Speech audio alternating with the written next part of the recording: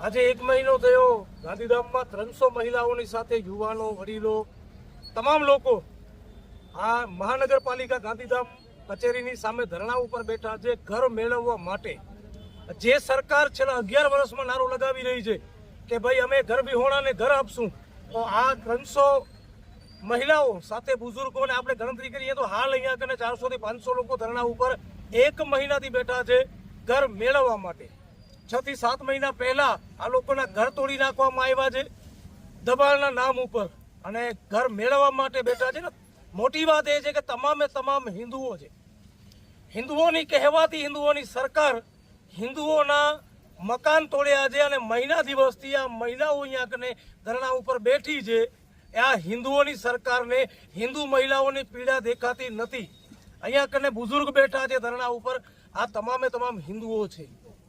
જો હિન્દુઓની હિતેચી સરકાર હોય તો વહેલી તકે આ કમિશનર અને ગાંધીધામના મેયર જે બહાનાબાજી કરી રહ્યા છે, અને નેતાઓ ગાંધીધામના ધારાસભ્ય પૂછા કરવા પણ નથી આવ્યા, તો શરમ આવી જોઈએ તમને।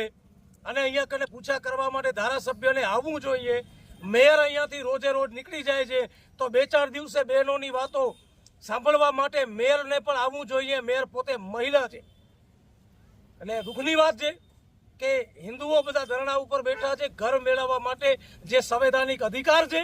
આર્ટિકલ 21માં રાઇટ ટુ લાઈફ એટલે જીવન જીવવાનો મૌલિક અધિકાર છે, એનામાં દરેક લોકોની માથા ઉપર છત હોવી જોઈએ। બાળકો સાથે મહિલાઓ મહિના દિવસથી ધરણા ઉપર બેઠી છે, બુઝુર્ગો બેઠા છે, યુવાનિયાઓ પણ ધરણા ઉપર દરરોજ 400 થી 500 લોકો ધરણા ઉપર હોય છે।